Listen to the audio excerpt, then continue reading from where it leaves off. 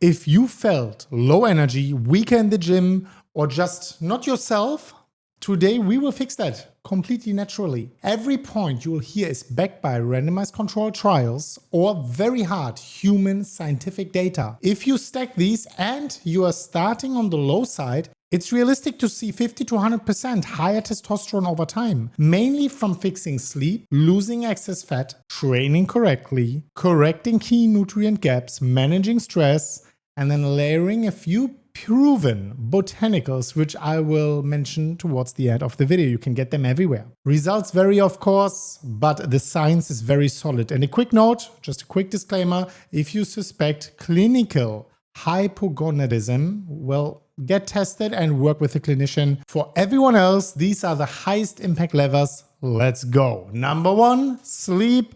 If you haven't guessed it, that had to be number one. Most daily testosterone is produced while you are actually in deep sleep. Cut sleep, cut testosterone very fast. In a 2011 JAMA study, 10 healthy young men were actually checked upon. That 1 week of 5 hours per night dropped daytime testosterone by about 10 to 15%. That's roughly a decade of hormonal aging in just 7 days of sleep deprivation. Your move, lock 7 to 9 hours every day, same sleep and wake times, cool, dark room, caffeine cut 8 hours before bedtime. Screens off an hour before bed, just restoring proper sleep can reclaim that 10 to 15% very quickly. Days to even a couple of weeks maximum can recover that. If you want my perfect sleep supplement stack, I will have it pop up somewhere here on top of the video, but also in the video description. I'll leave the link to that video. Number two is lose excess fat. Well, we all have some fat. I'm eating a little bit too much, but the less fat you have, the more potential testosterone you can actually build. Belly and visceral fat ramp aromatase, turning testosterone into estrogen and lowering both total and free testosterone. In a 2013 European Journal of Endocrinology meta-analysis on weight loss and testosterone, the more weight men actually lost, the more testosterone has increased. Diet alone helped, and larger doses, like after bariatric surgery, raise testosterone even more, with younger and more obese men seeing the biggest rebounds.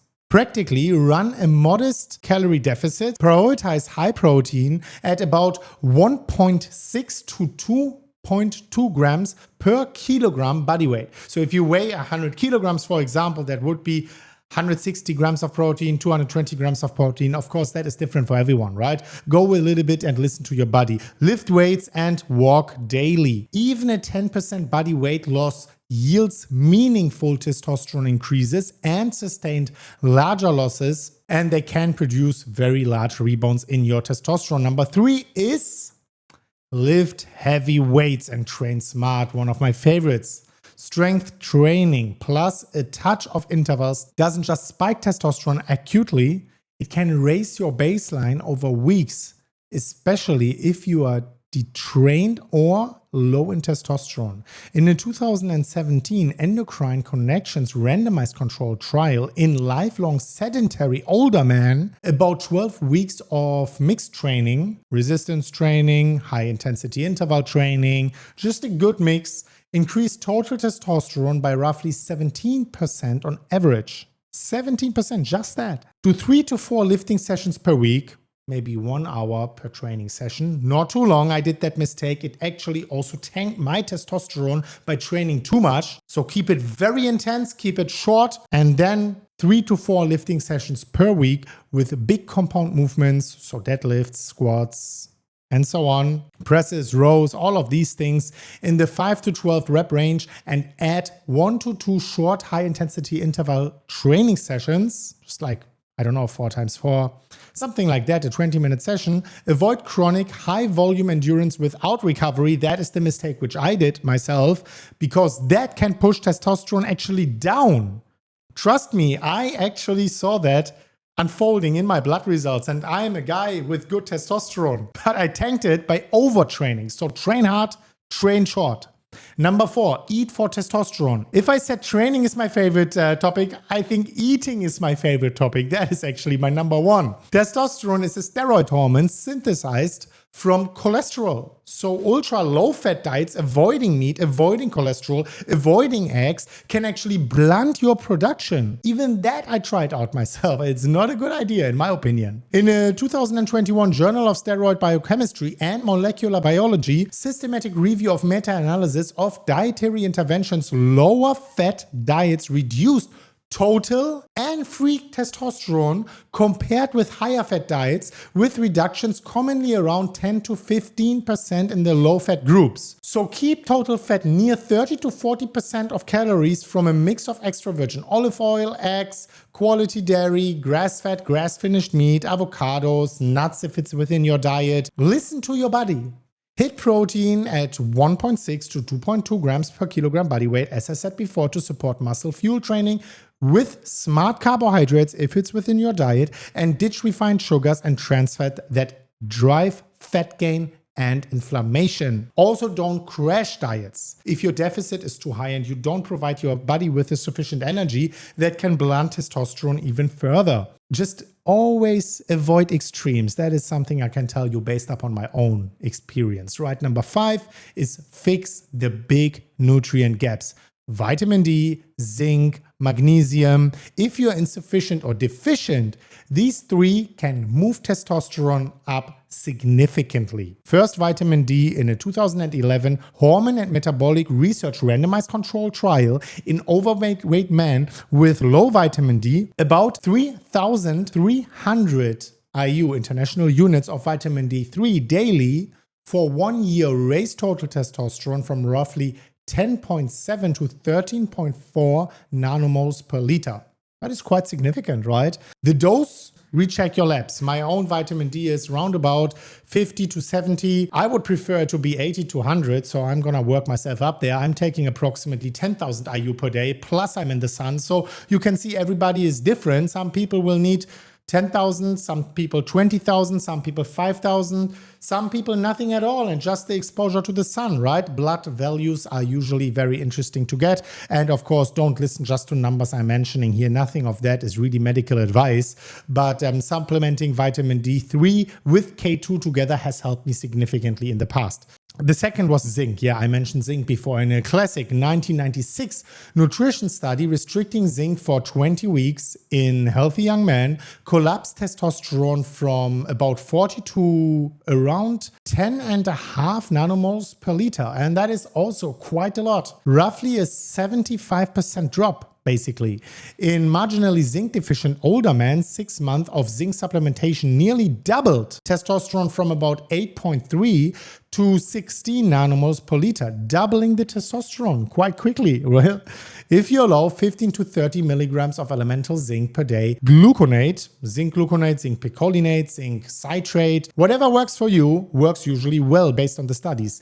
Add 2 milligrams of copper if you stay at the high end of long term, right? Just to balance it out, copper, zinc. Third is magnesium. I mentioned it earlier, a very, very important mineral. In a 2011 biological trace element research trial on sedentary men and athletes also, 2 different groups, roughly 10 milligrams per kilo per day of magnesium for 4 weeks increased free and total testosterone. By the way, free is a little bit more important, but there is no free testosterone without total testosterone, with bigger effects alongside training. In practice, 300 to 450 milligrams per day of magnesium glycinate, citrate, or taurate. I personally like glycinate the most, right? But even L-threonate is a very popular choice, even in studies.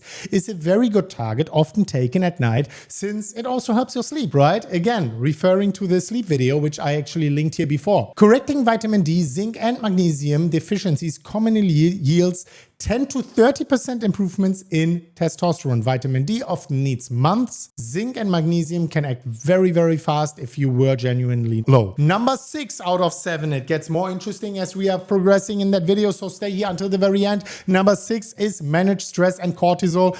And where ashwagandha fits is exactly that point. Chronically high cortisol suppresses testosterone and blunts training adaptations. Fix sleep, Insert 1 or 2 short breathing or mindfulness breaks. Get daylight walks in the nature, on the beach, in the forest, in the rain, it doesn't really matter, and program real rest days. Ashwagandha is the best studied adaptogen in the entire world.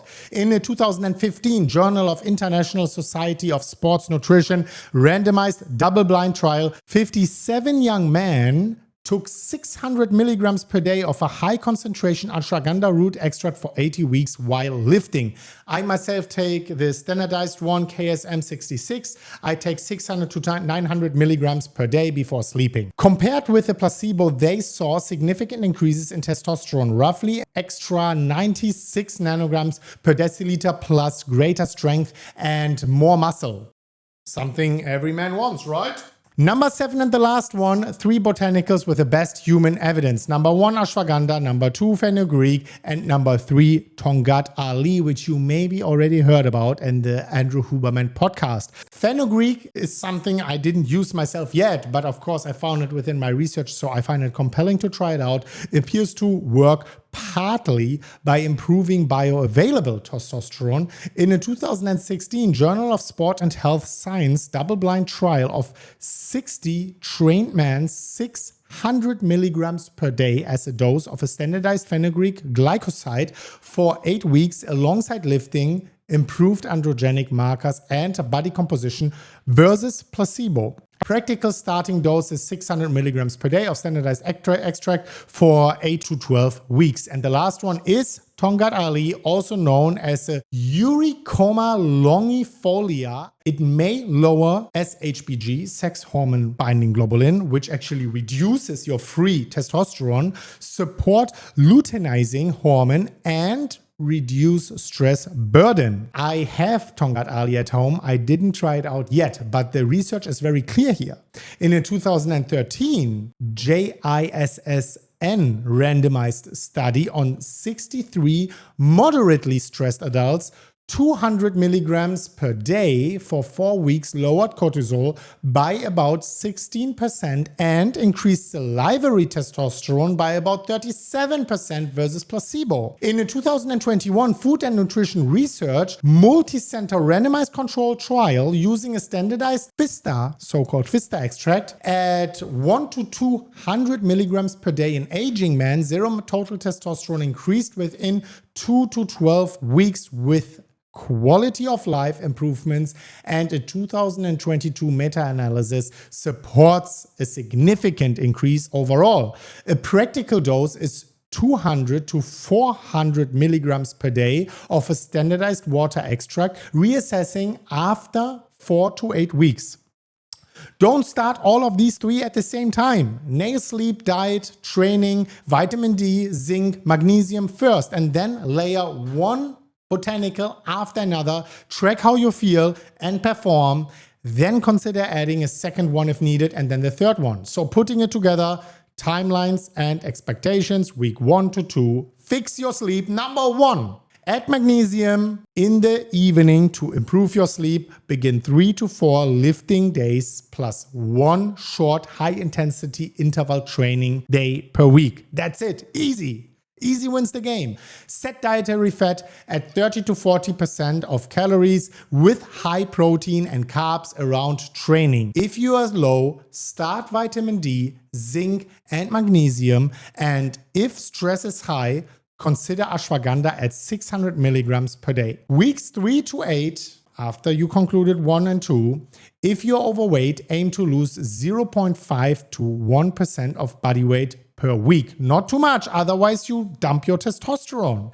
Strength climbs, energy, libido, and morning erections often return very, very quickly, you will see. Early testosterone improvements commonly come from sleep, training, magnesium, and zinc, and from ashwagandha if you're using it. You can add fenugreek at 600 milligrams per day around week 4 or 6. Weeks 8 to 12 and beyond is where you recheck your labs, your blood values, and if you started deficient, then consider Cauter E at 200 to 400 milligrams per day. If testosterone is still lagging and stress is still not under control. Keep all of these habits because that's how gains are sticking with you. It's not a one-time thing, it's a lifelong thing which you want to keep up to stay healthy. Again, as an ending note here, there's no magic pill, just science-backed habits. Give it 8 to 12 weeks and your numbers and how you feel can change dramatically to the upside. If this helped, like, subscribe, drop your questions below. I will answer some of your questions and we are going to see each other very soon at the next one of MMHealth. And as always, guys, bye.